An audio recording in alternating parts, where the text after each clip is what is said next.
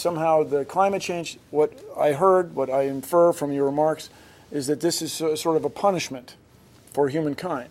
And I'm very skeptical of all three of those things. Very skeptical of the ancient flood, very skeptical that the world is winding down, except its orbit, its spin is slowing because of the pull of the moon and the tides.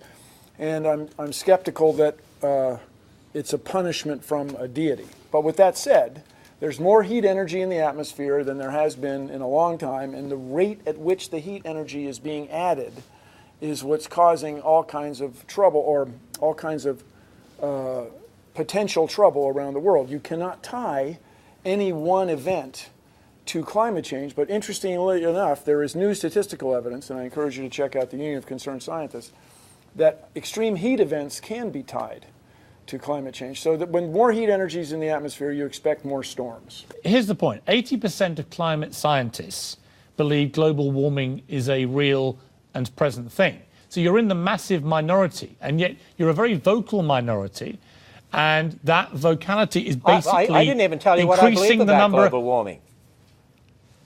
Well, what do you believe then? I didn't tell you what I believe about global warming. I didn't say I believe in global warming. In fact, well, I believe just say in your climate rhetoric, change because we see that and we have records of that. Right.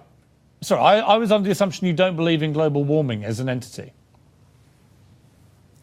Well, no. Where have I ever said that? I've never said that. You mentioned it on a radio broadcast. That's there was a link to it. One of the things that we say is the fact that climates do change, and we need to do a lot of investigation as to what's actually happening and why that's happening. There's a difference between what you observe and then interpreting the reasons, and different scientists have different reasons. A lot more research needs to be done in this area.